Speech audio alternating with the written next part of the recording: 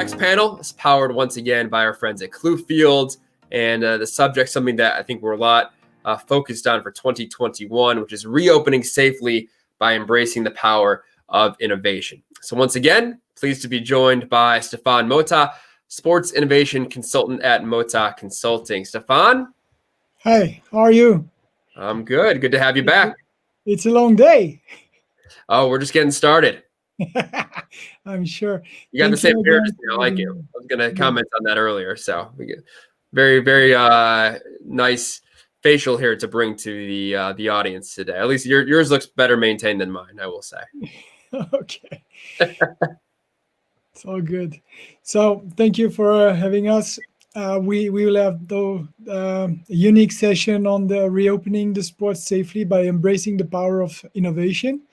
I will be your host today, Stephane Mottaz, and without further ado, I wish to introduce our football expert today with a quick roundtable. So we have today, together with us, the chance to get Greta Bodino and Mathieu Lacome. Greta, how are you? Ciao, Stephane. Very well. How are you? Hi, everyone. Greta works for ECA, European Club Association. She is Director of Staff and Operation. And Mathieu, how are you? How are you guys? We can see it's already dark in Europe. Yeah.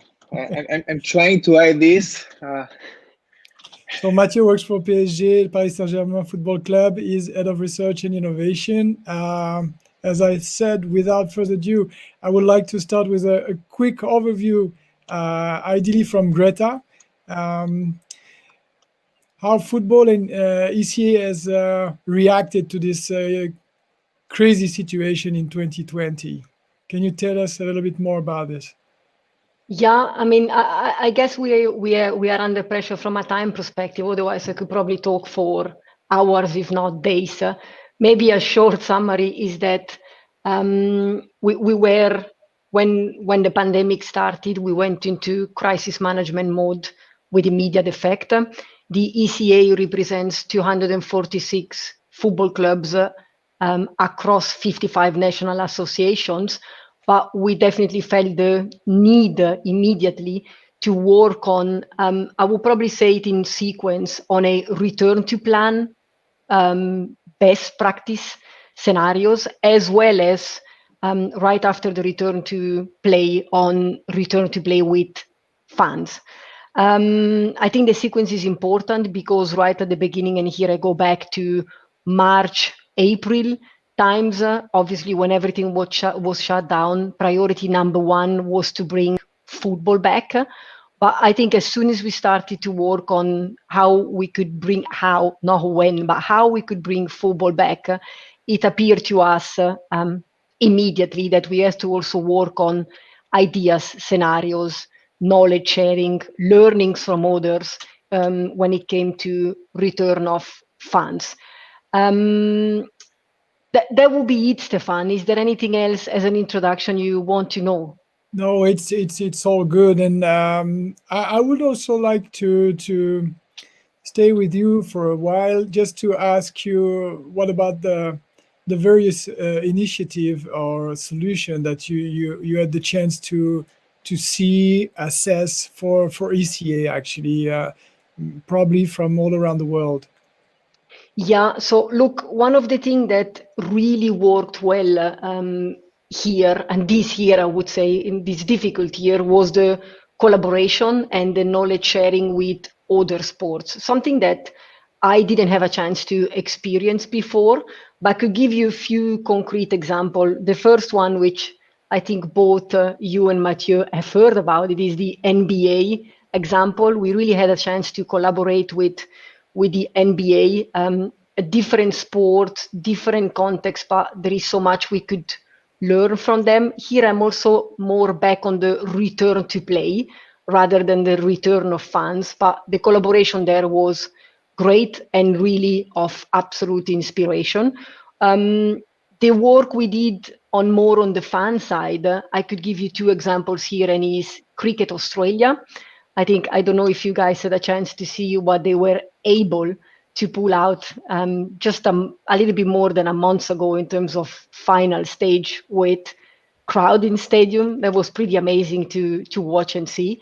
As well as the Australian Football League, another body with whom we collaborated and where we found lots of things we could learn from them. Australia, I think, is a very, very interesting example because rather than having a European approach to the pandemic and the virus of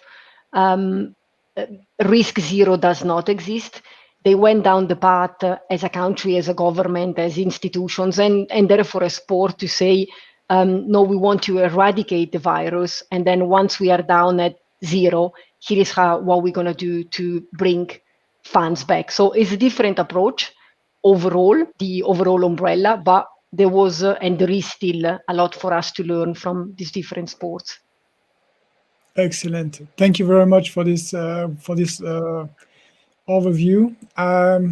Just before we continue with Mathieu, I would like to say that obviously there is not obviously, but there is a proof of concept that Mathieu is working on. I had the chance to be involved in different proof of concept right before that with the La Liga in France, and it was the beginning of this journey. So I will just give you a quick introduction to this, and I'll then give the floor to Mathieu to explain in detail what they're working on. But what we did in August, actually July, August, is that we put together a group of people thinking about how we can get fans back to the stadium. And we had the chance to work with AS Monaco back in days, and also a company called SIGPA on a digital health pass. And the idea was to start with the players, and then with the staff of the club, and then ideally test with the fan for the return to the stadium. And so that was, let's say, the first proof of concept on a long roadmap. And we had the chance along this road to get the discussion ongoing with PSG and Mathieu. And I would like to give you the floor to Mathieu now to explain where you are now with the PSG and how PSG has decided to tackle this challenge of reopening the stadium to the fan, and how you plan to proceed. Well, thank you, Stephane. And I like what you said before, that first of all, in our innovation roadmap or return to game roadmaps, were the fact that we needed to secure the return to train, the return to play of our players, and I think we did some quite interesting stuff in this area with different models. Can be the bubble, can be what we've done in Liga and so on with testing and so. But now we are in the new let's say time frame where we are missing a lot our fans in stadium, and we clearly start to understand that football without fan is nothing. So with that, it's kind of just bring other challenges. It's one thing to be able to kind of secure 100 people into a bubble. It's something else to be able to secure 45,000 fans. So that's what we are trying to do right now. We have many things ongoing. On one thing, and I won't dive into that, but we are trying to create a full low touch experience for our fans, fully sanitized, because we want first our fans to feel safe to be back to our venue so they can enjoy football. On the other hand, what we are trying to do is, and that the path we start together, Stephane.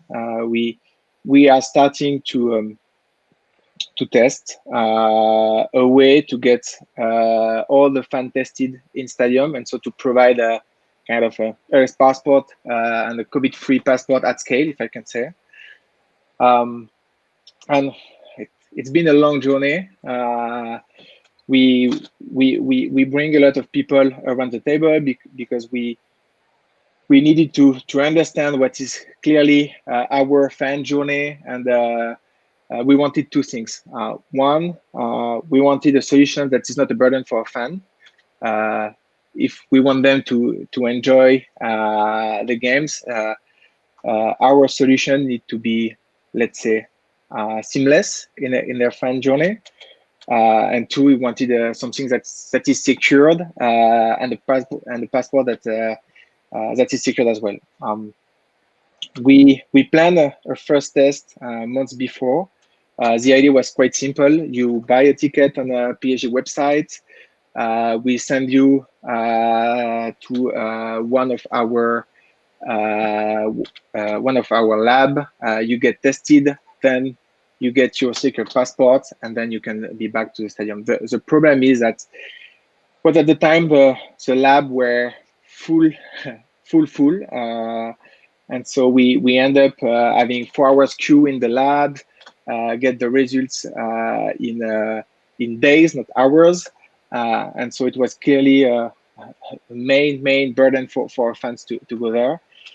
So clearly, we start thinking that the problem was not about the security of the passports. We have some tools around that, and you mentioned SIGPA, and there is other, but the main thing was, how can we scale testing, and can we put testing away from labs and closer to the stadium? So we are now in discussion with another company. I don't know if I can say the name. They are SGS, so they are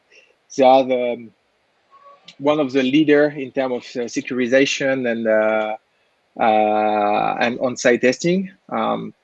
So right now, the new way we envision that is that, again, you buy a ticket or you pre-order a ticket on the PSG website. On the other side, you are able to download an app. So that will be your S passport in the end. And through the app, you have multiple solutions. One is obviously to go and be tested in a pharmacy. Is that the word in English? Yeah. So in pharmacy, so we have multiple sites in Paris. The second option for us is to be able to create some on-site testing. Can be closer to the stadium, could be on a dedicated strategic point in Paris, or I don't know, if we play against Monaco, in Monaco. So the people can be tested, and then we have the results back into the app. And again, the fans have to show the app at the entry, and so we are just checking tickets, ID, COVID passport. We wanted a solution that is test agnostic. So to be honest, you can be tested through a PCR test, a rapid antigen test, or maybe tomorrow we are in talk with other solution providers that could provide testing in less than 2 minutes, or can be vaccines. So based on the test you will do, your pass will have a more or less longer time frame. If you have a vaccine, it can be 6 to 9 months. I don't know how long the vaccine will protect us against the COVID. If you do an antigen, can be 2 or 3 days, depending on what the authorities are saying. So this is clearly what we are trying to do, and our main goal behind that is obviously to be able to bring back our fans to stadium, but as well to bring back fans in theaters, cinemas, and all the entertainment industry. We think as a football team or company, we have the capabilities to bring a lot of solutions, and because of our brand and because football is famous, but we have to do that for the industry and for all the entertainment industry. So this is clearly our mission now, and we will see what happened in the coming days now, and if we are able to scale this process. Yeah, Greta, you would like to add something from your side and your experience from, don't know, from different clubs, different different works that you worked on? Yeah, I do think that what Mathieu presented is hopefully one of the last steps that we need in this very long process of how to bring fans back. Technology is the tool, the enabler that will make the difference, and hopefully will allow for fans to be back at the stadium. If I look back a few months ago where we were in the journey, in trying to balance different factors and interest between economics, health, and societal factors, I think where the glue that we were looking for is the technology that actually allows to reflect on these factors and to actually find the key to open the door for the fans to come back. I think as sports and as football, we are coming such a long way when it comes to, if you think about where we were, when it comes to stakeholder engagements, also with, I would call them relatively new stakeholders. If you think about police, health authorities, and some of the key stakeholders that I don't want to say didn't exist before, but they are relatively newer in terms of importance to the football community. And so when I think about the journey, definitely, and I say that the technology factor is what we really needed to move from stakeholder engagement, protocol building, share practices, and all the things that we were probably able to plan so far and really thoroughly think about it. Now technology is not only you, but is hopefully the future, together with science, to sustainably bring fans back. Yeah, maybe just a quick question to Mathieu, because we talk here about the technology, but it's also an innovation process that you put in place during this journey. It's actually an innovation journey, right? You sit at the innovation at PSG, and as far as I remember from the beginning of the conversation, it was much broader than football, and broader than PSG, and then it was also a little bit broader than the technology. Obviously, the technology is a key component here when we talk to pharma and we talk about the science behind the test, the vaccine. That's an important stakeholder, but there is also the decision from the government. There is this idea that sport needed to take its future in hand, actually, because it couldn't wait any longer for government decision based on very little fact and figures from the sport industry.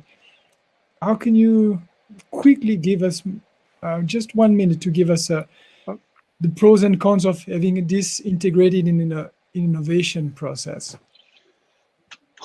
Pro and cons. I think again, bring back to always try to solve challenges. So what we try to do, to be honest, we have no clue about how can we change that, but we have some let's say vision about the process to try to solve this, and the process needed us to be first fan-centric or customer-centric. So I understand clearly what was our customer journey, and you mentioned talking about the NBA, but it was fun. We had some talk with the NBA as well, and the NBA said, okay, for us it's quite, I won't say simple, but fans are early to the stadium. We tell them half an hour after we have the clearance, and so they can enter the stadium. In Paris, if you can, I don't know, 20 minutes before the start of the game, there is no one in stands. People are showing up late, so we needed to understand that as well. And then we went on a kind of super lean model with proof of concept and trying to test and iterate based on that. And last, but to be honest, not least, and if there is one good thing in all this kind of pandemic, is that it's bring the concept of competition back on the table, where the teams against who you are competing every week start to work together and cooperate to solve a common challenge. And it's something we believe a lot at PSG, that our players are competing on the field, but us, we need to be stronger together. And so for that, we need to find challenges where we can combine our mutual knowledge and our expertise to bring solution on the table. And then let's happen what need to happen on the field, but at least we as a kind of innovation centers, tech providers or whatever, we need to cooperate to promote better football and better solution to our fan. I'm sure of that. I'm quite sure Greta will agree on the competition and collaboration of the pitch. It's pretty high on the mission of the ECA. I take the opportunity to quickly say thank you to the great expert today on board. Thank you, Josh, and thank you to Colosseum for this amazing experience today. Thank you very much.